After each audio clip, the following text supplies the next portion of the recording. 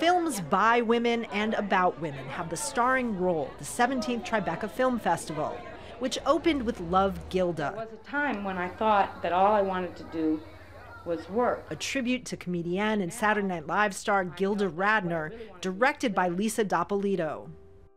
But one of the things interesting about the festival this year is that we really tried to have 50-50 parity. So 46% of our narrative films are directed by women, and you get a different perspective with strong women characters. Watch his synthetic facial muscles and his body posture. Like Zoe, this year's centerpiece film, a sci-fi romance about finding love in a world of technological artifice that also has an of-the-moment feel. Will it be different going forward?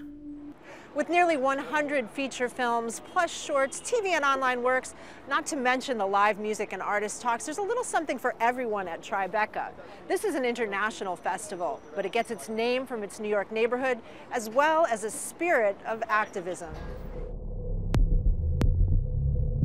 I don't know what kind of tipping point we're at.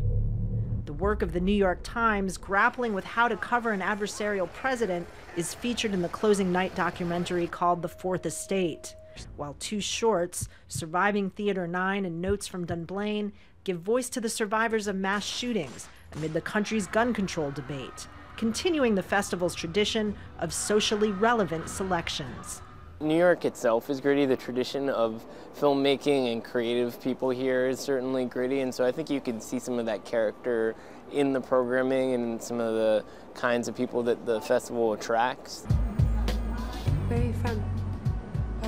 Even international issues come with New York perspective, like the short film Salam, about a Syrian-Palestinian woman who drives the city streets for a living while awaiting life or death news from home. It's a story about an immigrant made by an immigrant. Tribeca was the absolute perfect premiere venue for my film because this is a New York film. It's celebrating all of the different cultures that we have in New York. It's celebrating the fact that this is a liberal city.